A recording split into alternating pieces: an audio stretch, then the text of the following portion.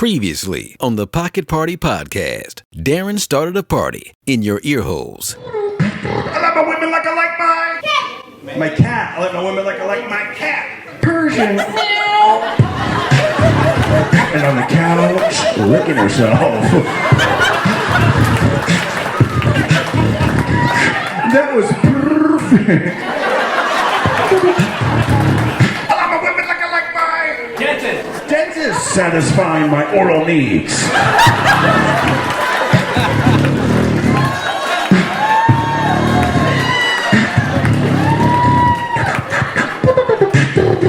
I like my women like I like my Oreo. I like my women like I like my Oreos. Double stuffed.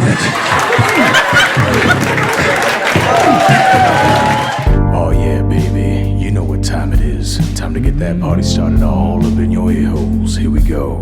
When you had a bad day and you want those bad vibes to go away. When every day life gets harder, Darren, Carter, you need the party starter.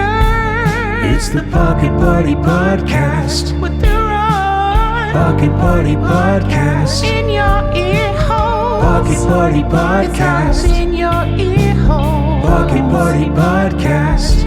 Or if your day needed a booster, then you need to talk to Red Rooster. Mr. Carter about to take you to school. Here we go. Don't hurt nobody and don't hurt yourself. Is that a party in your pocket? And we're back. Hello, everybody. It's June. Can you believe it? It's June here in Los Angeles. It's still overcast. It's cold. People are wearing jackets. They're out and about. It's wild. I know we're going to be complaining in like a month from now, wishing it was cold like this. But hello, we have Mike Black on the line. Hey, how's it going? We're doing good, man. I was just telling the listeners how cold it's been lately, and I'm okay with it because I know like it's going to get blistering hot in the summer. But right now, it feels like we're in Seattle or something. Yeah, it's very overcast. The Santa Anas are blowing like really, really hard. They are. I haven't been outside yet today. Yeah, just in general, over the last couple of days, they've been just whipping up. Oh, wow. It's funny because usually when I think Santa Anas, I always think like it's that warm wind that hits us. But lately it's like this low clouds. It's kind of foggy. You see them on the hills. I feel like we're in some like ski resort or something. Yeah, yeah, it's the same. I think it's the same thing. I think whether they're cold or hot, it's the same wind. Oh, that's interesting. That's funny because they're always like the Santa Ana winds are kicking in and the fire hazards, and it's like, man. Well, yeah, they can still cause fires even when it's cold. Yeah. Hey, let's get down to last night. It was a blast, man. We've each had the opportunity to host at the Comedy Store on the potluck night, and I used to do it a lot back in the 90s, like back on Sunday kind of night. Explain to the audience what happens, like walk them through the night. Oh, okay. First, I think you'd be really good at explaining it, like since it's so fresh in your mind. You did it last night, you had the honor of doing it. Well, okay. Basically what happens is roughly 40 comics go up from the time they open to the time they close. And the first 20 or so, the numbers fluctuate, but the first 20 or so are open micers, people that are hoping to get jobs there, like as door guys and what have you. And the host kind of brings them up. It's a random lottery of about 15 or so. And then they have what they call showcases and friends and family, where it's like friends of the Comedy Store that aren't quite paid regulars, but maybe they're like big on TV, or they're looking at making them regulars at the store, or that sort of thing. And so they'll have them showcase, and then after that, it's paid regulars for the rest of the night, ideally trying out new material or honing material for the coming week for like work on the road or on TV shows or what have you, movies and that sort of thing. And occasionally you get like real big guest stars drop in, like in the past, people like Chris Rock have come to, when they have something big like the Academy Awards, they'll test the jokes out there on potluck night, that sort of thing. Yeah, which is always really exciting for the comedians and the especially the audience. They're like, whoa, like Chris Rock is right there. This is wild. Yeah, like for one of them, he brought Steve Martin with him. So it was like two legends up on stage trying out new jokes, you know. Man, that's I remember when I first moved to LA, like seeing legendary comedians. It was such an exciting thing. It still is, but it was really exciting back then because you're like, wow, I just walked right past Andrew Dice Clay, or I just said, like Damon Wayans just said hi to me, or Robin Williams just asked if it was okay if he went first before me. Right, like, yeah. Things like, you're like, really? Like, you know what I mean? Like, you don't realize, like, there's like this brotherhood of comedy, of stand-ups where, you know, you still get that starstruckness a little bit, you know? At least I did. Yeah. Yeah, oh yeah, and there's guys that, like, students of comedy would know really well, like Bob Samuda, seeing him just hanging out at the club, who started Comic Relief and was Andy Kaufman's writing partner, and sometimes he'll play Tony Clifton, that sort of thing. And it's like, oh, this is surreal, seeing someone like that just hanging out, you know. I remember back in the day, I was in those bucket seats in the back, about you know, where Mitzi would sit, Mitzi Shore, and I was about 4 chairs away. I was at the furthest one from Mitzi, and Richard Pryor and his, you know, entourage, and Richard went up, and I'd gone up earlier. Wow. Yeah, I went up earlier, and when I sat back down to watch Richard, his wife leaned over, and there was an empty chair between us, and I thought she was going to say something like, you know, you can't sit here or whatever. Right. But she leaned over and said, "You are really, really funny." And that's and great. It felt so good. I mean, seriously though, like the Fresno in me, like, wanted to leap up and like get out. I'm sorry, I didn't mean to sit here. She was like, no, sit down. I don't belong here. Yeah, exactly. She's like, no, sit. She goes, I just wanted to say you are really, really funny, and that made me feel so good. I was like, wow, Richard Pryor's 8th wife told me I was funny, or whatever. I don't know what wife she is, but it was such a nice, kind gesture, and you know, you know what I mean. It was like, yes, I've made it. Yeah, that's still a pretty big accomplishment. How late does the potluck? Let me ask you, about what time does it start, and about what time does it end? I don't know when it starts. I'm honestly never there early enough. Me either. I think 7 or 7:30, something like that. I would imagine. I think 7. Yeah, I think the doors may open at 7:30, 8, something like that, and then it goes till we're done, basically till like 2 or 3 in the morning. That's incredible, man. That's dude. If you guys are listening and you ever want to make a pilgrimage out to the Comedy Store in Los Angeles, California, Sunset, it's amazing. It's a night. Yeah, of comedy. And that's like a really high value night to do it, because I think it's like $5 a 2-drink minimum or something. Yeah, there's nothing like it. Such a good chance of seeing a celebrity pop in and do a set on that night compared to any other night, because it's really convenient for them to come prepare material there on a Monday and then go do their weekend somewhere else, you know. So it's just like the odds are just much, much better of seeing a celebrity pop into the show. Yeah, there's a lot of cool shows where you'll see, like, you know, 5 great comedians or, you know, whatever. But this is just like an all night. If you just want to go somewhere and just chill and just see as much stand-up comedy as your ears can take, that's the night to go. And you'll see all levels, and you'll see people being creative. Like you know, like last night I had a really fun time. I had a great time on stage. And by the way, I got it on camera, so I'll send you some clips, Mike, of you. Oh yeah, that'd be terrific. It was so fun, and it's interesting because the way that I like to perform is well, first of all, I've done it so long, and I'm so comfortable in my own skin, at least in certain situations, right? And that's one of them where I'm like, you know, I'm just relaxed up there, but I already know, like, I can just like make the crowd like go crazy with my energy or whatever. And and last night was fun because one of the comics who actually featured for me once years ago in Tennessee, and then he moved out to LA and he works as a door guy there. He's hilarious, Dave Waite. And oh yeah, hilarious. It was funny when he followed me, right? Because I'm up there like bringing the heat, and it's a party.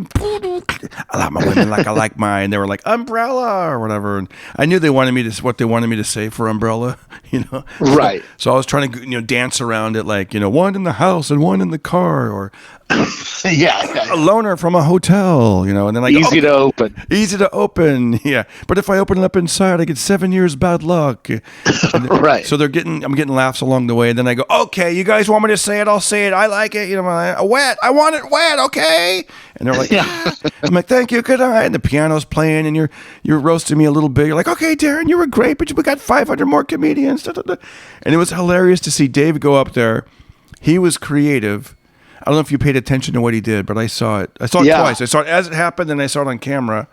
He was thinking, like, how am I going to follow this?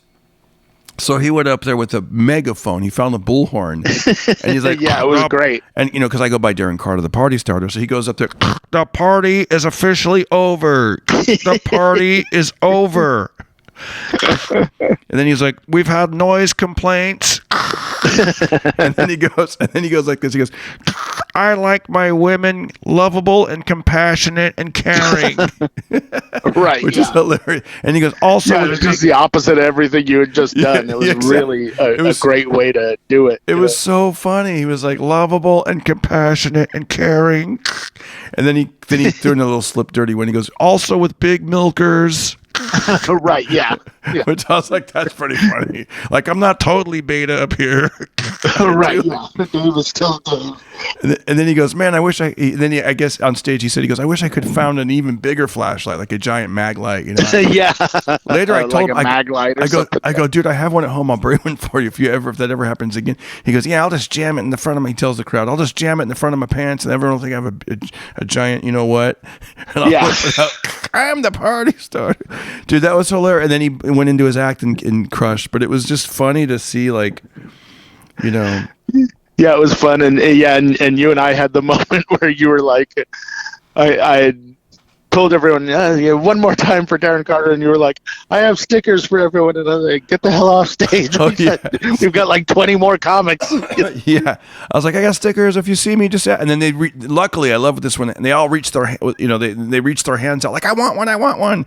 So I'm like, okay, and I'm trying to wrap up and grab my recorder, and you're like, get the hell off stage, because I've also done that, and no one gives a shit. I'm like, I got stickers if you want them, and they're just like, whatever, dude.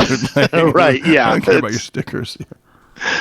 Yeah, I handed one to one guy and I said, "You throw this away for me." Oh, that was funny.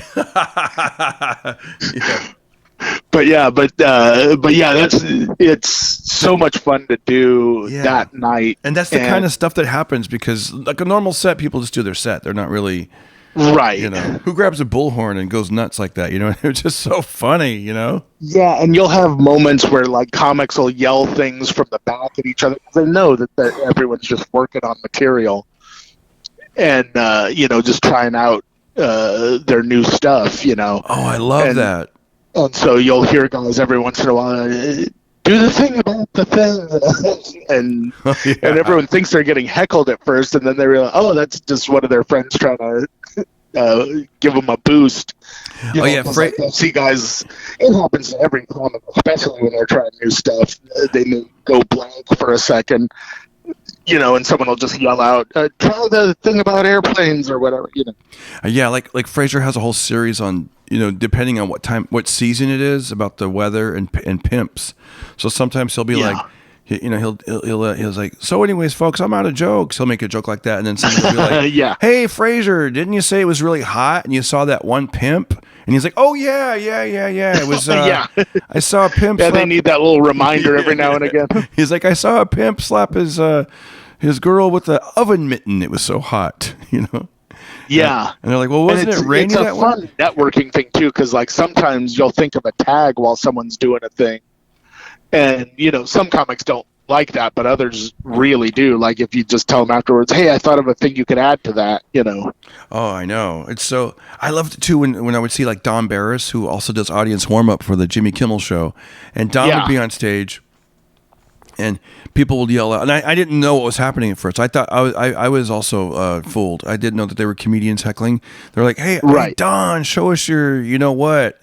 And Yeah. And he's like, I'm not going to show my, but he actually says the word. And then he makes like, he's like, okay, what happened is about 4 years ago, I was in the main room, the lights go out, I had a glow in the dark condom on, and I started twirling it, and it went crowd, and the audience went nuts, but I'm not going to do that anymore. That's my old act. I don't do that. Yeah, it cheapens it if I do that. Is that what he said? It cheapens it. That's hilarious. And then they're like, come on. And different people randomly are like, show us your, and he's like, no, I'm not doing it. Now the managers, Richie will come in and demand that he show it and that sort of stuff. One night I was laughing so hard because it was just hitting it from all angles. You know, like his phone rang on stage, and he's like, hold on, I forgot to turn my ringer. And he's like, hello. And then the person on the line, hey, Don, I'm in the parking lot, and can I see your dick? Yeah.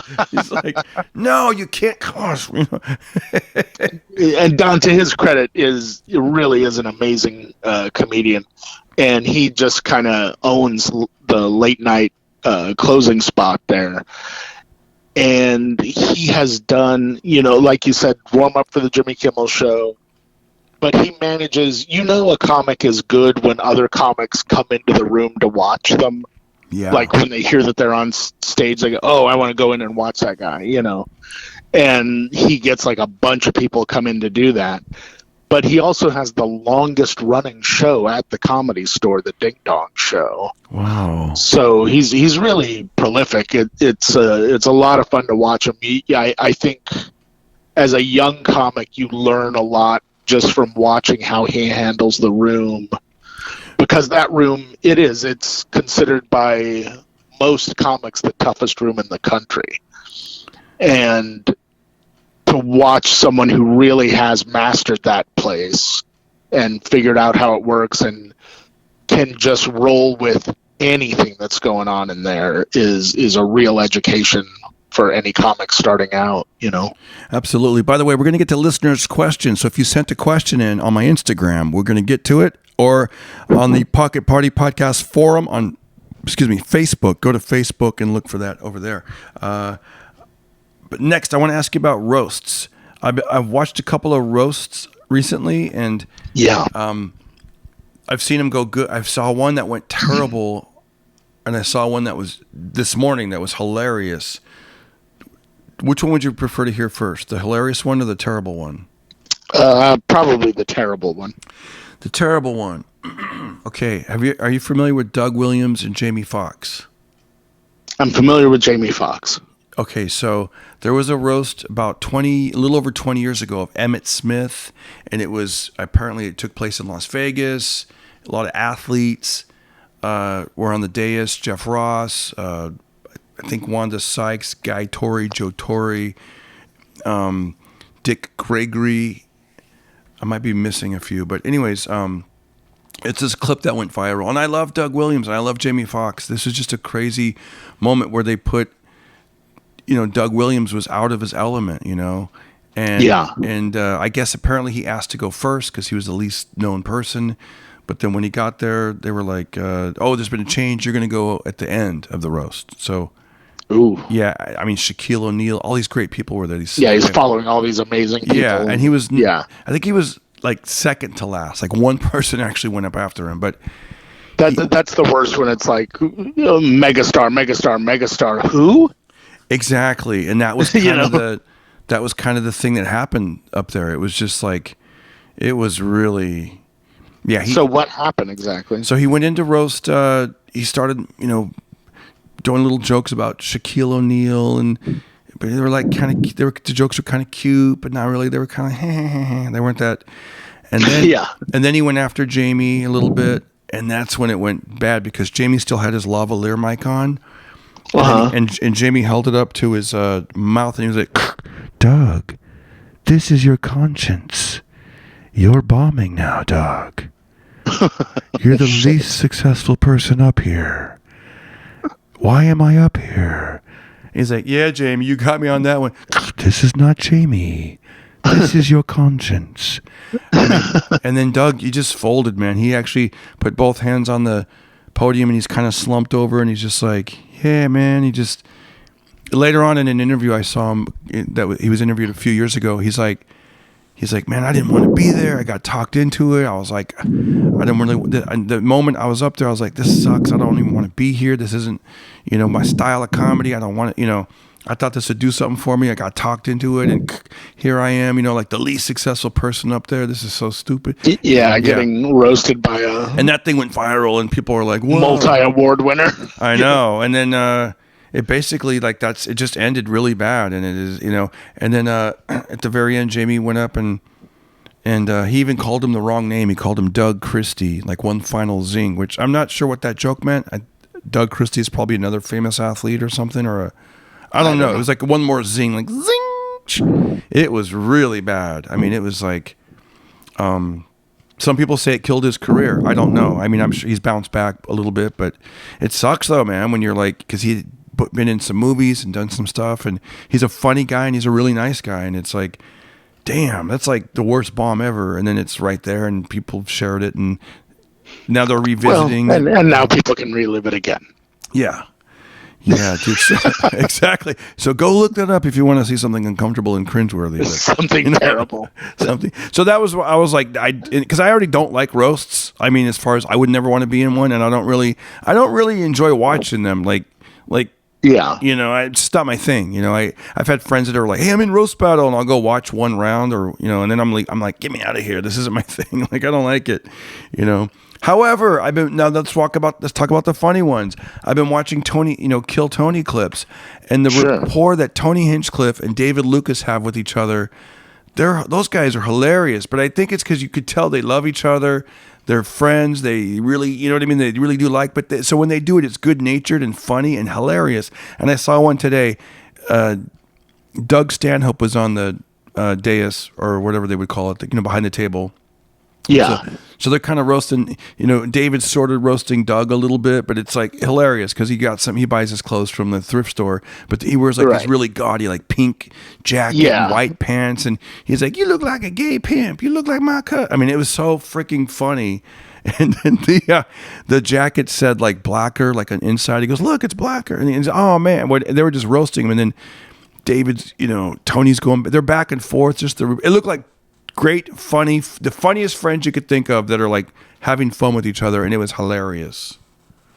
Oh, okay. So that was good. So my question to you is this: are you involved? Do you do roasts? Not really, no. And have you ever done one? And would you want to do one? I have done it in the past. I don't. It's just not my cup of tea. I'm the same way, dude. Yeah, it's like I would do it for. If it was one of those things where it was like a celebrity roast, not a comedian, but like a celebrity. If it was someone that I like admired, I would do it in that case. Like if they did like George Lucas or Harrison Ford or something like that, I would be much more interested in doing something like that. But I think generally speaking, I'm either whenever I write roast type jokes, I feel like they're either too nice or too mean. Yeah, it's very difficult to find that perfect balance in between. Yeah, and I just I think I'm smart enough to know that it's not my thing, and I'm not going to do it. You know what I mean? It's like I don't juggle either. There's a lot of things I don't do. Pratfalls. There's a wide spectrum of comedy, and that's just one of the many things that I don't particularly do. I think what happens is comedians, they see the success. Like, what if there was like, juggle battle and everybody was doing, and you're like, I don't juggle. And then you start thinking, well, I better learn. Let me at least learn to juggle like 3 balls. And then you next, I know it sounds ridiculous, but that's how crazy it is. I think I understand that, but that's a lot like if, say, Elvis Costello, who's one of the most prolific musicians in the world, was like, you know what? I better learn how to rap. Dude, they went through that too. It's hilarious. It's like, I mean, yeah, you could, but what are you really accomplishing? Because there are people who are born to rap that are doing it. Right. that are just going to make you look like an idiot. You know? Oh, totally. I remember when people were doing that back when rap became huge, like in the 80s. They were like, okay, I better throw a rap in the middle of this great song. And it's like, what are you doing? You know? That, or it would be like, the worst was when it was like old white businesses doing commercials that rapped. Yeah, McDonald's or and whatever. It was like, oh, God. It was like, this is worse than hearing like nails on a chalkboard. Yeah. Yeah, man. When you see a terrible roast, that's when you're like, that's why I don't do it, you know? Yeah. I was talking to Justin Hires about that, and he's like, yeah, sometimes you're, because someone goes, yeah, you got to stay in your lane. He goes, yeah, but you don't know that was your lane until you step out of your lane and you realize, oops, let me get back in my lane, you know? Sometimes you just have a pretty good instinct of what's going on in that other lane. You know, the fast lane in LA on the 10 goes anywhere from 65 to 90 miles an hour. So if you're driving a Prius, maybe you should avoid it. Yeah, avoid it. Yeah. Yeah. You know, if you're driving a car from the 80s, take the surface You're not going to keep up with traffic. Exactly. All right, let's get to some listener questions. All right. Shout out to the Miguel Romero. By the way, the Miguel Romero, he's made a couple of our theme songs for the Pocket Party podcast. So shout out to the Miguel Romero. Yeah, that guy's awesome. All right, here's the question. He says, which venue is your favorite to perform at? Well, actually, it's the original room that we were just talking about, that at the Comedy Store. That's probably my favorite place to perform, just because I feel a lot freer. I feel like there's not a lot of industry pressure. You know, it's like industry definitely comes there, but it's not their place. Whereas like some of the other clubs in LA, every time you perform, you feel compelled to showcase. And by that, I mean, like, do your very best A-material current stuff and don't deviate from it. Do it as good as you can do it. Don't riff. Don't do crowd work. Just do your very best like you're auditioning, basically. Whereas in that particular room, like the Comedy Store has the main room, which is much more of a showcase type room. But in the OR, you really are free to experiment and try whatever you want to try. And the odds of it working are just a little bit better, I think. Yeah. Yeah, to me, it's a toss-up between the OR and the main room. Yeah. The OR, every reason you just said, plus, you know, if you film yourself, you get great footage because you're right there. The ceilings are low. You're close to the crowd. You know, it's a great audience. They got the piano. The energy's there. The main room I like, though, because you feel like you're really in show business. It has like this Vegas showroom. You know, it used to be Ciro's. Is it called Ciro's? Yeah. And, you know, Lucille Ball used to have shows there, or Desi Arnaz, you know, like I heard Frank Sinatra perform there. I mean, it's incredible. So it has that kind of vibe, you know, that's, you're behind a couple of curtains, you come out, you know, and yeah, it's got a very old Hollywood sort of feel to it. I love that about it. But you're right. You know, I perform a little different in that room than I do in the OR. There's like a different. Yeah. It's like, not that you don't have to, you have to deliver in different ways. In the OR, if you don't deliver, you will get eaten alive by the room, by the drunk people, by trays crashing, the hallway outside, chatter. There's so many things. The window, something interesting going on outside. You have so many things competing with you. Sometimes sirens, you can hear the sirens really good. Sirens, if you're not dominating that room, you're in real trouble. So you have to deliver in that sense. In the main room, they'll just get bored and leave. you know? And it's so big that they'll actually quietly leave and you won't even know. You're like, yeah, and in a big room, you think, oh, well, it doesn't matter if a few people leave. It's very noticeable in a big room if a few people leave. Right. Because suddenly it's not a sold-out show anymore. Yeah, because other people suddenly it's like, oh, they're not even at capacity. What's going on? And when people are on the fence of like, should we stay or should we go? Especially if it's been a long show and you're towards the end, they're like, I think I kind of want to go. And then they start seeing other people leave. They're like, yeah, let's order that Uber. Yeah, and it's well lit enough to where you can watch people whispering to each other and stuff. Yeah. Should we get out of here? And some people, they see that's their lane. They're good at that. Like Brian Holtzman loves to like roast people on their way out the door. Yeah. Yeah.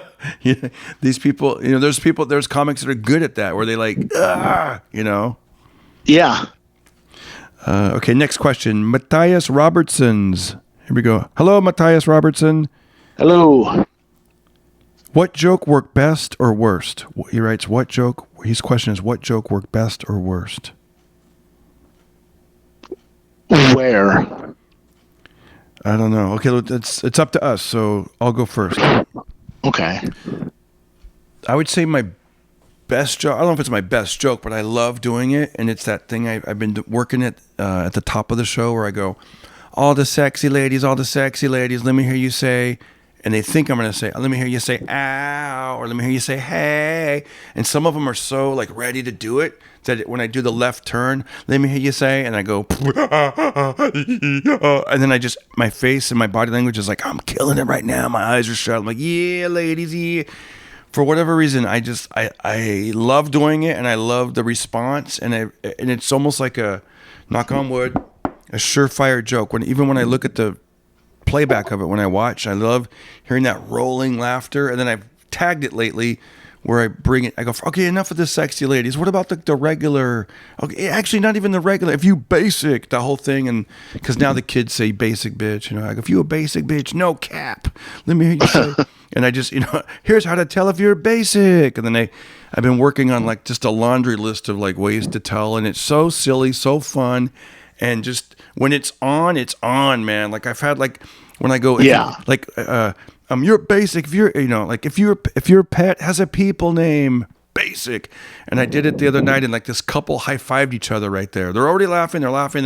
If your pet has a, and so later when I was done with the bit, I go, I noticed you guys high five. Why is that? And they go, oh my gosh. They go, our pet has a people name. It's Leonardo. Yeah. And I was like, it's hilarious. I'm like, just to have that connection. Like, so that I would say is my best joke. And the worst joke, sometimes I'll either keep working on it or I'll just let it go. And so I don't have a worst joke, Yeah. That's what I'd say. And how about for yourself? For me, last night, sometimes it's the same joke, and it just depends on the room and the delivery and everything. Like last night, when I'm doing a set, mm-hmm.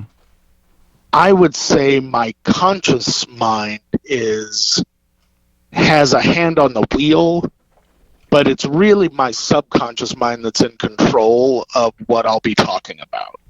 Interesting. Like, I don't know what's going to flow next, like I'll know whatever joke I'm doing, but I won't know what that's going to trigger and what joke is coming next. And I've had a joke that I've been doing that's been, I would say it lands about half the time.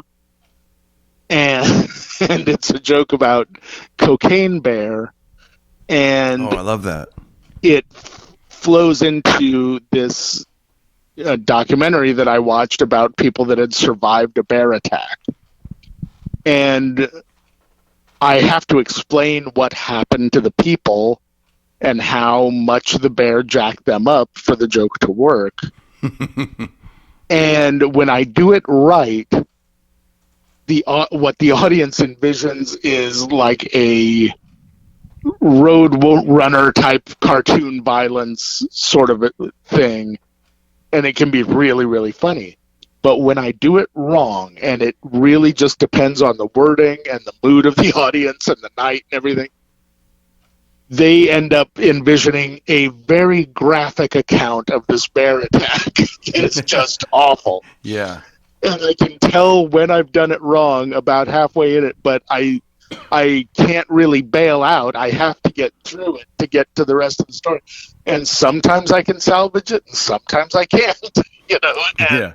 So last night, I'm hosting, I'm setting the tone for the rest of the night, and I find myself, like, 10 seconds into the bear attack joke, not knowing that I've led myself there. And it's almost like two comedians are happening at once, because verbally I'm telling the joke, but in the back of my head I'm going, what the fuck are you doing? We can't do the bear joke right now. You're trying to get everyone pumped up for the night. What if this goes wrong?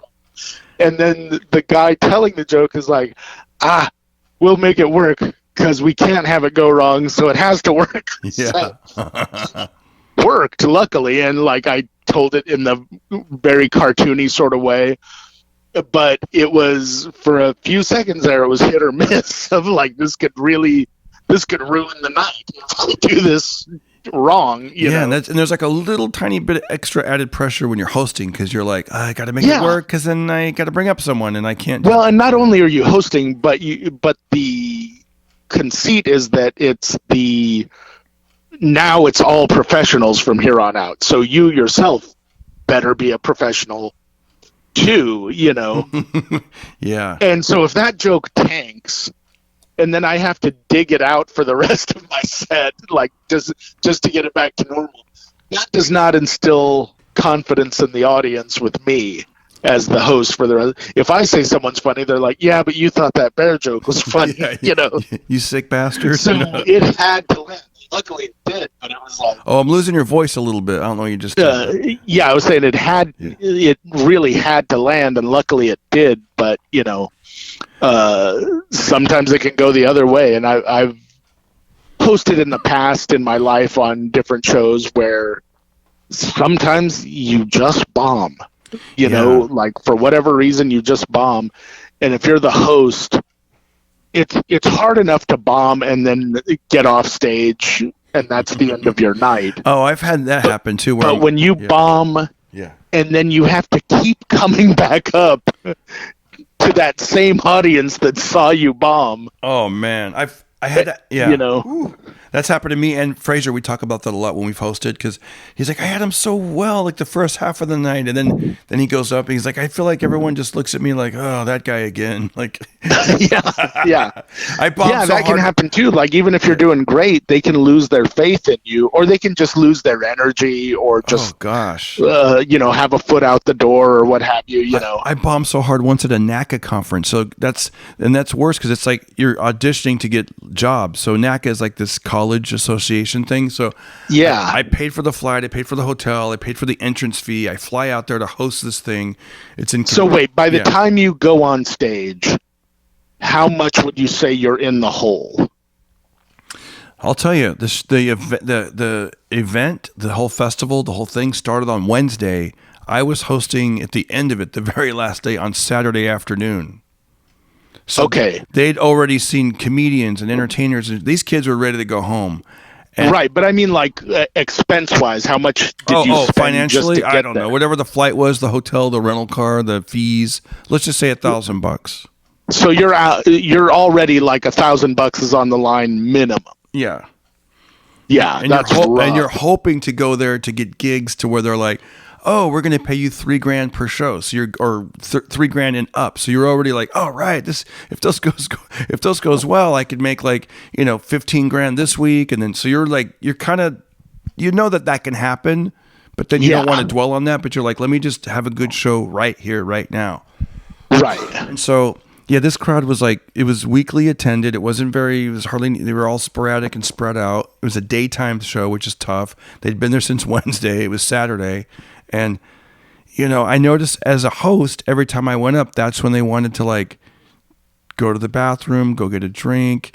They wanted to converse with their neighbor about, what'd you think of the last act? Should we pay them $3,000 to $5,000 to come out? They basically were ignoring me like I was the substitute teacher. That was the worst, dude. That was the worst. That I've noticed can happen when you're hosting. They almost don't see you as part of it. Yeah. In fact, my pet peeve when comics do this, and I don't know where I ended up saying it myself when I hosted once, and I was like, "Ooh, don't say that." I hate when they go, like the host will go up there, do their set, do whatever, they're funny, blah blah blah, and then they'll, rather than saying, "Are you ready to see your next comedian?" they'll say, are you ready to see your first comedian? It's like, dude, you're right. Yeah. Because then afterwards, people will go, dude, you're pretty funny. You should be a comedian. Like, I am a comedian, but it's because they said, right. Yeah. Are you ready to see your first comedian? It's like, yeah, I've had people after hosting go, when are you going to try comedy? hey, you're pretty good at this. Like, yeah. So. Right after I am released from prison for strangling you to death. All right. Next one is Daniel Gibbs 883. Writes, not a question, Darren, but you are the most hilarious stand-up comedian I've watched. Oh, that's really nice. That is really nice. Did you go on Chat GPT and just create a guy? No, I did not. No, you know what? No, that's awesome. I don't know what the number was at last week that we did the podcast, but I made a compilation of I like my women and on Instagram, and I put it out on Instagram, and now it has 3.3 million views. That's amazing. Thank you. Last Friday, I know I had 1.7, so I don't know what it was on the podcast, but it just... At the end of that video, did you put, for more, go to my podcast? For more, good. I know, but I should have. But I said follow. I said follow and share. But so they hopefully, and they've been doing it. They've been following. They've been sharing, and it's really... It's yeah, awesome. 3.3 million is amazing. That's really good numbers. You know, someone said I'm a middle-aged Matt Rife, so we'll see. Ooh, take the good with the bad on that one. Exactly. I'm like, all right, I'll take it. I'm Matt Rife's uncle. Like, yeah. And then someone else wrote, step aside, Matt Rife. Here comes the party. Now he's a guy that's like millions and millions and millions of views. He's a very attractive young man in his mid 20s, and he's making millions out there now. And he's really funny, well deserved. Oh, that's awesome. All right, next question. Enoch92. Shout out to Enoch92. He writes, what is a solid agent? Also, how do you get one? This is my first year. Should I wait, King Darren? Well, what do you think? Okay, I like that, by the way. I like the King Darren. I like that. I noticed but younger guys in their 20s, like the latest slang, white guys, black guys, everyone's saying it now. They're calling each other kings. Like, have you been called king yet? Yes.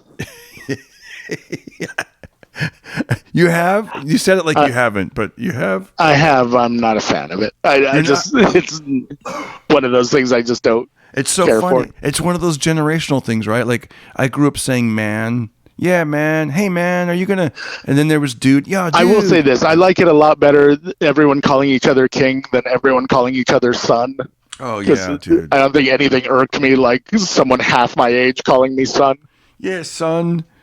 Oh, dude, a guy called me hun the other day. Yeah. Yeah, he was probably just being romantic.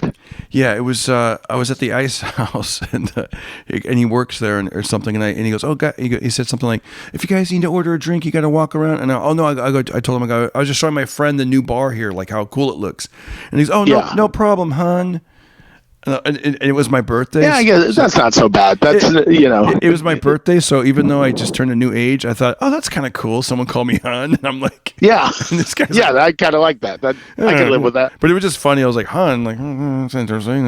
Okay, but usually the phrases are like, yo, hey man, hey, what up, man, or hey dog, hey dog. Remember, dog was popular. Yeah, dog or dude. Yeah, man, dog. I'm fine with all of that. You didn't like the son, and now the new thing is. I didn't like son because it's just so logically incorrect that I was like, I get hung up on that more than the. How about sir? Remember everyone was just a social greeting, And then the sir thing was really popular for a while. Like, yes sir, yes sir. I like that. I'm a big fan of that. To me, that's just polite when it's someone you don't know. Yes sir. Like that, they kind of would put it together. Like, yes sir. I like this, sir. I like the king, though. I like the king. So shout out to Enoch92 for calling me a king. All right, so let's get to the question. What is a solid agent? Also, how do you get one? This is my first year. Should I wait, King Darren? I would say, I'll go first. I don't want to say should you wait or not wait, because you might be the next Eddie Murphy, and he was 19, and a lot of big things happened.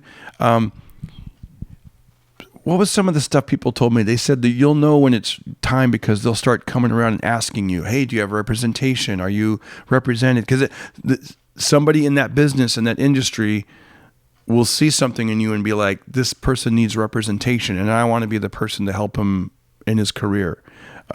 If nobody's asking you that yet, then maybe it's not time yet. I guess. I don't know. What do I know? It's possible, and a lot of it has to do with exposure too. If no one's seeing you, they can't do that. They can't offer representation or scout you out. I think the most important thing you can do when you're young is try and be seen. Do as many shows as you can wherever you can. However, he says it's his first year, so maybe that first year, because first impressions are lasting impressions. So if they see you now and you have a bad set, they'll just there's certain people that early on just didn't think I was ready yet because they saw me back when I was very green, Right. So the best advice is get lots of stage time any way you can. Get out there, perform. If you could do sets, warming up for bands, in between bands, like anytime you can get in front of people and talk, that's just going to help. It's going to help. I would also say it's very tempting now to release clips of your stand-up. If you've only been doing it a year, I would really think hard before doing that. Yeah. You know what I mean? Because there are times where you think, oh, this is great. Look around. Look at some of the other clips out there first and go, is this as good as that? Does this measure up? Because even more than a first impression, a clip of you will be out there forever.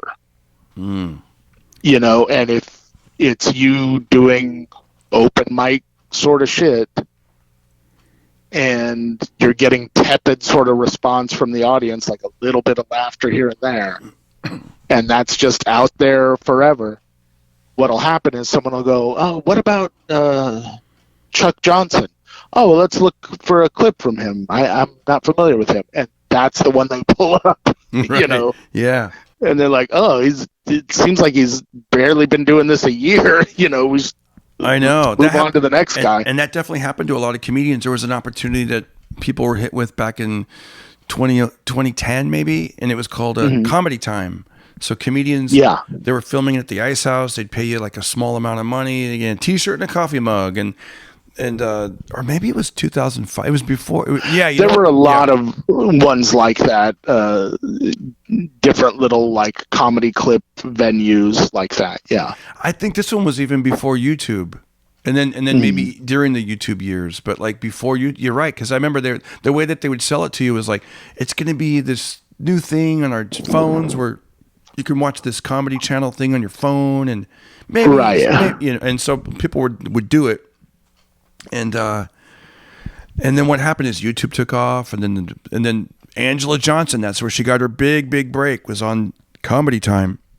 Yeah. Millions and millions of views, and from there In Living Color, movies, et cetera, et cetera. So that got another round of comedians that are like, well, let me go on Comedy Time and let me see what happens if I do it. And so there you go. But I know some comedians, they're like, damn, man, when people Google my name, that's the clip they show. And there was like 15 people in the crowd, and it was a Wednesday, and nobody was hyped, and they didn't really, you know what I mean? And so they're like, I wish that clip would be taken down. Well, the thing that happened to me, I won't mention the show, but it was for a TV show where they wanted me to do 7 minutes of evergreen material, basically, like material from my act that's not going to age. But to promote the show, they said we need 3 minutes of topical material. And I don't really do topical material that much. If anything, like maybe I'll mention a movie like Cocaine Bear or something like that. But I don't do politics. I don't do current events. It's just not my strong suit. So I thought, okay, I can whip up 3 minutes of jokes for them to promote with. What I didn't know is the show has long since gone pretty much. I don't even think you can find it streaming anymore. And it was a really good set, but it's vanished into the ether. Whereas the 3 minutes of me uncomfortably doing topical material, you can find all over the place, and it's it's never going to leave the internet. It's just out there, and it's dated and it's not good. It was just like, it was like watching a kid wearing like a suit at a wedding. They just look so uncomfortable in that, you know. Dang. But that's one of the things that's just out there now, and you just kind of have to make your peace with it, you know. Okay, next question. Once again, Matthias Robertson. What is your dream gig? Okay, what is it? Oh, you go first. My dream gig would be probably like just playing a really iconic place, like the Hollywood Bowl or something like that, you know. Oh, wow, that would be cool. You know, just have a really solid set at a place like that, you know. I agree. I'd say something like either the Hollywood Bowl or maybe like in Las Vegas or... Yeah, that was like that was going to be like Caesar's Palace or something like that, you know. How cool would that be? Like, let's say, I wouldn't want to do it all the time, but like, let's say you could do it like, let's just say once a month. Once a month, you do Las Vegas, but your billboard is everywhere. Your billboard's everywhere. It's in the back of cab. It's all, you know how remember Dice Clay would say like Danny Gans, like they could make a star or somebody. Like they could make a star. Yeah, if you're Danny Gans 1 week out of the year or out of the month. Every time people fly in and you're just the party starter. But then maybe now with like these YouTube clips and Instagram clips and the podcast, everything's taken off. So there are real fans, but then there's people that are like, they see you and they just, you know, the emperor has like no clothes kind of vibe, where they're like, we got to see this party starter guy, you know? Right. Yeah. Yeah. But like I said, like spaced out. I wouldn't want to do it all the time where you're like, that would be fun. But let me ask you this though, to tag along to that question. What is your dream gig so far that you've actually done? Dude, I got to be honest, man. The main room comedy store, like being able to close that out like on a weekend. The first 2 or 3 times I did it, I was like, I got kind of emotional on the way home. I thought, man, I've come so far from the beginning of where it was, you know, and getting in at the store back in the day and Mitzi and the whole, I just played it out in my mind, you know, Richard Pryor's wife and, you know, and then moving on and playing other places and then not really going to the store and then coming back and then all that stuff. And then in the main room, like, and doing well. I mean, this is, you know, I don't want, it's, you know, you want to sound humble and I am humble. But still, I can't deny it. I did well. Like when I went to the main store, when I'm in the main room, and I mean, there are a few shows that didn't, you know, whatever. But when I did well, when I'm like, I rocked it, and I'm like, good night, and Danny's upstairs is coming down saying it was great. The waitresses are like, oh my god, everybody stayed. You were so funny. You know, a couple, like you said, a few that, you know, the doormen or stuff came in and were like, man, I love watching your set. I like that whole new bit you did about being adopted. And, you know, or they start asking questions. That's when you're like, man, this is really good. This is, the audience likes it and the staff likes it. And I'm like, this is, and it's a, you know, it's a high, in my mind, maybe a lot of people, it's a prestigious gig to be like the #1 comedy club in Los Angeles, perhaps the world. And right. Like, you're one of the biggest acts on the Sunset Strip that night. Exactly. You know, you're part of one of the biggest shows. Yeah. You know, that's amazing. So that would be it, I guess. You know, it's funny. Some of the shows go by as a blur in our mind. You know, like, you know, I opened for Gilbert Gottfried. I did 2 shows opening for Gilbert Gottfried on the East Coast. I think it was Delaware, and at the time I knew it was a good gig and everything. But I was a little bit familiar with Gilbert. But looking back, because I became a huge fan of Gilbert Gottfried through his podcast, and I'm like, man, I wish I just I you know, it was such a treat to be able to work with you him. wish you'd kind of ask them more questions or talk to them a little bit more or what have you. You know, it's hard because you want to respect their space and everything too, but yeah, sometimes you think back and you're like, I really should have taken that opportunity a little bit, you know? Yeah. I mean, I got the photo with him and we talked a little bit and, you know, he was really, I remember to ask, because at that time and still even now, because I mainly perform, I don't really do a lot of, I perform all over America, but not a lot on the East Coast, like Delaware. I don't really go to those little tiny, you know, places like that. And so they just don't come up, you know? And I asked them that before the show. We were at the hotel and they said, I forget how he's phrased it, but basically about getting nervous when you perform in a region of the country that you don't really go to a lot. Like, and Right. he goes, I get more nervous off stage. That's what he told me. Yeah. He goes, I'm more nervous like this, like everyday life. Like this is what makes me uncomfortable. And I was like, oh, it's funny. You know? Yeah, And- I'm very similar in that way. It's the other 23 and a half hours of the day that, I'm like, what do I do now? And Bobby Lee's like that. I told Bobby, I said, because I love when I go to like, Kansas or Missouri or whatever I'm at. I love going to like the Cracker Barrel, and I love just checking out the local. He doesn't like any of that. He's like, no, do you? He goes, I get food delivered. He goes, he doesn't like going out. It's but anyways, there's that. Okay, next and final questions are coming in right now, guys. Thank you so much for hanging with us on the Pocket Party podcast. Please comment below. When you comment on YouTube, it really helps. Even if you're listening on another app, go over to YouTube and find this episodes and just leave some comments. It helps that algorithm. So thank you. Okay, so next question is from a person named Shigung Mendoza. Okay. Who is your all-time favorite comedian? Did you ever get to see them perform live? I'll go first. I'll say back. Yeah. My all-time favorite comedian, is Eddie Murphy. And no, I have never seen them perform live. The second choice I would say would be Robin Williams. And I did see them perform live, but it was weird because I was next, so I couldn't really enjoy. It was you can't really you can't just sit down and have something. You're watching them, enjoying them, but you're nervous because you're like, I'm next. How am I going to follow this? And that kind of thing. And the third one would be George Carlin. I saw him once by myself when I was 19. It was in Fresno at a theater. It was awesome. I never saw anything like that. It was just great. And then I saw him again in Las Vegas with my wife, and it was not my favorite performance. I think he was performing more to the masses and doing more stuff about gross stuff like bodily functions, just trying to get, I don't know. I didn't like it. I didn't like it as much. That was my experience. Yeah, that can happen. Yeah. And how about you?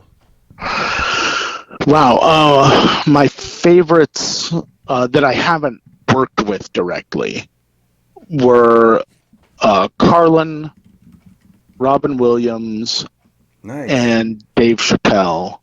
Like Dave Chappelle, I may have been on a lineup that he dropped in on, but I wouldn't say I ever worked with him, But I've been lucky enough to see all three of them.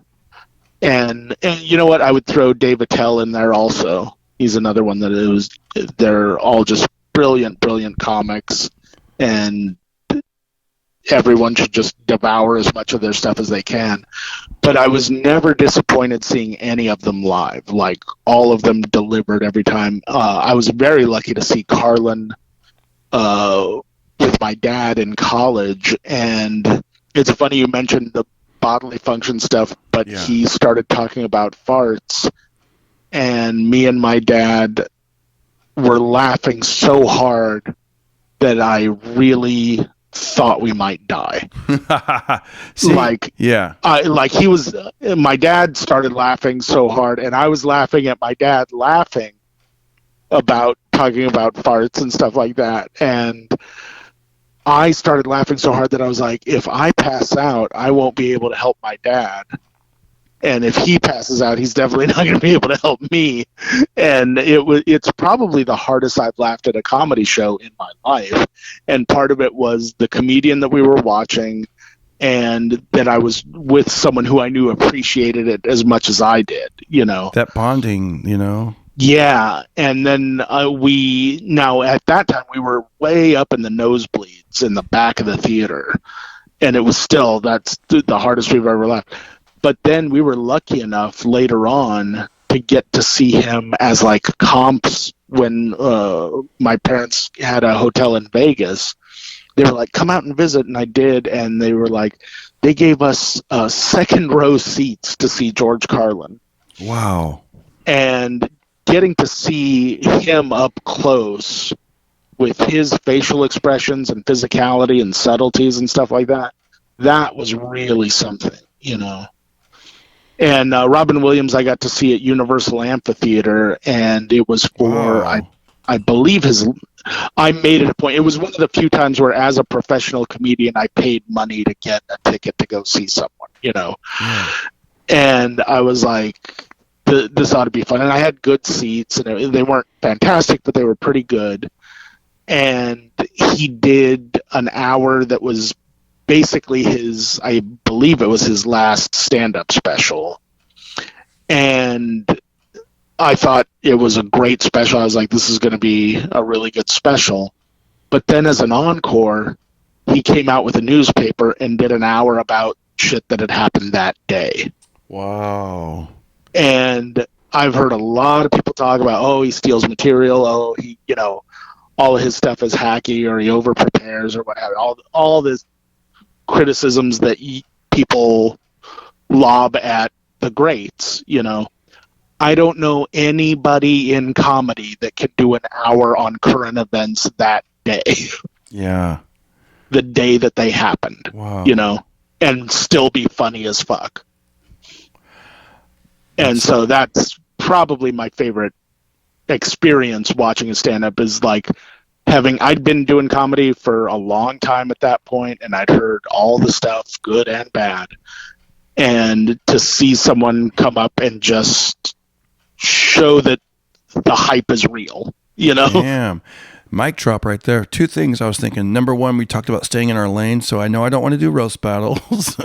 and I also know I don't want to read newspapers and be funny of what came out. I don't even know where I'd find a newspaper. I honestly don't. I think there might be one.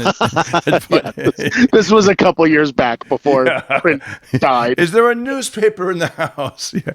And I think today, were he around, he would have done it with his phone. But yeah, Can you imagine if now you enjoyed that show because you were okay, I'm submitting, I'm an audience member. Imagine if you watched that knowing you had to go next. Then it's hard to enjoy, right? Oh God, yeah, I couldn't. There's no way. Yeah. Oh man. Okay, next question. And by the way, I'd have felt like Dave Waite following you. I'd be like, get me a megaphone and exactly. A mag light. Yeah. I want to give a shout out. Drew Hillman, thank you so much. You always comment on YouTube, and I love it. He says, great episode. Yeah, Drew Hillman is great. He follows me. He's always super supportive, really nice guy. Great episode of the podcast. You and Mike are so funny. Thank you, Drew. And thank you. Oh, it's Professor Tobias Kevorkazito. What a great name. Love that guy, man. He's Canadian. And thank you. He's regular commenters. There's people that comment all the time, and those are two that are just off the top of my head I can remember. Okay, last question. Here we go. We may have already covered this, but this is from, and shout out to Alex Bernstein. Thank you, Alex Bernstein. He writes, who was the first comedian you saw perform in a club? And then he says about himself, I can't remember the opening act, but Julie Dees, Rick Dees' wife, came in to do a set, and the headliner was the Unknown Comic. This was at the Ice House in the early 1980s. Yeah, the Unknown Comic.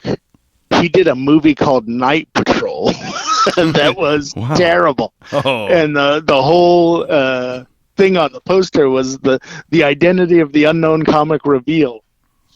And when you see his face, he looks kind of like if Chuck Norris had a brother that wasn't into karate and just kind of hung out, that's what he looked like. But he told some terrible jokes in that movie. And like the premise was there was an unknown killer. There was a guy going around dressed like the Unknown Comic, and so he was getting framed for it. And that was what a great memory. They're still in the office of the Comedy Store, this real huge printout of a picture of the Unknown Comic. Wow. You've seen it in the office room there? I think so. If you guys have never heard of the Unknown Comic, he'd wear a paper sack on his head, and he was, I'm the Unknown Comic. Yeah, he was great. So, like, here's some examples. I Googled it. Like, it says... but wait. What are your answers to the question? Hold on. Let me pull that page up again. Oh. Who was the first comedian you saw perform in a club? I don't know the first, because I was on those shows, but okay, I want to say... No, he means like when you were a kid or like when you were I didn't first led into a comedy club. What was the first comedy show you went to? One that I was on, and it was, the first big one, like real comedy club, because I performed at the other like spots around town with just other like up and comers. But the first big one where there was like a real headliner from LA, and that was Bruce Baum. Oh, okay. Yeah, Bruce Baum was great. I saw him at the 50th. We both did. He was great. Did you ever see him live back in the day, or see him on TV or any clips? Yeah, way back. Yeah, he was another guy that was on like Make Me Laugh. He was just a killer, man. He was the first guy I'd ever. I mean, that's what I was going to say. I heard this recently with Jake Johansson. He was on a podcast, and he was saying when you watch, he goes, "I'm going to be crass here," and it was funny because it wasn't that crass, but he was saying when you watch live comedy, because the difference between watching live comedy when you're in the room and watching it like on TV or on a YouTube or whatever. He goes, it's the difference between actually making love and watching a porno. Right. Yes. Right. Because what you're actually doing is when you're watching people watch a comedian, and it can be a pleasurable experience, but it's better when you're actually in the room watching the comedian. Yeah, you're sharing that energy. There's a chance, however slim, that they might engage you directly. Exactly. So when I saw Bruce Baum, I'm like in the room, and at that time he was doing a lot of like having the lights go off, having music kick in at a certain time. He was doing costume changes. He was so funny. Like it was just not. I was thinking to myself, this is more than. I'm laughing. The whole room, we're all laughing more at this than we are at a movie or something. Like when you watch a sitcom, there's only so many laughs. A lot of them are punched in or whatever. A movie, the same thing. But a live stand-up comic, like, oh my God. We don't even think about it now, but imagine when it's your first time seeing that live. It was like incredible. And in a room, I may have seen George Carlin at that time, but it was at a theater, different environment. I had nosebleed seats. This is like up close and personal. You're like, oh my God. Yeah. He did a thing that looked like an accident, but you realize now, that it's part of the act. He had a paper sack, and he brushed the paper sack up against the mic, and he's like, whoa, he acts like it just happened, like, whoops. And then he took the other a thing, and he took 2 paper sacks, and then he started doing the drum beat for Queen, like We Will Rock You. Oh, yeah, I got you. But it was like so like, oh my God. And the crowd started clapping, and he's like, it was like so like incredible. So that would be my first big like blown away like at a live performance. Shout out to Bruce Baum. Yeah. Okay, unknown comic jokes. He would be on the Gong Show. He'd say unknown comic to Chuck Barris. Chucky baby, hey Chucky, Chucky, Chucky, Chucky. Chuck Barris. Yes, what do you want? Is my fly open? Chuck. No, it isn't. Well, it should be. I'm peeing.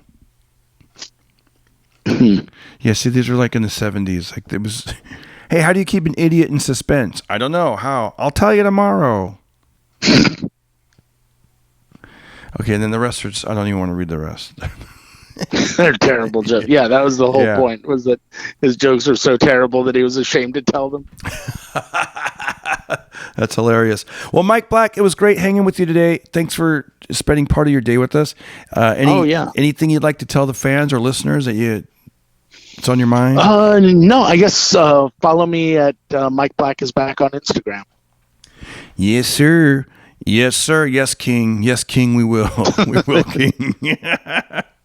Take it easy, son. All right. All right, yo. All right, hun. All right. Have a good one, Darren. Thanks. What if he meant hun like in like Attila the Hun, like I'm a big buffed guy, like I'm a hun? No, I don't think he meant it like that. Probably not. Probably not. All right, my man. Hey, take it easy. What if someone called you king and you just snap back and call him a pawn? That would be rude. That'd be rude. Yeah, don't do that. Yeah. A very rude thing to do. Yeah, not good. Not good. All right, King. All right, Mike Black, King. See you later, King. Have a good one. All right, buddy. You're the best. See ya.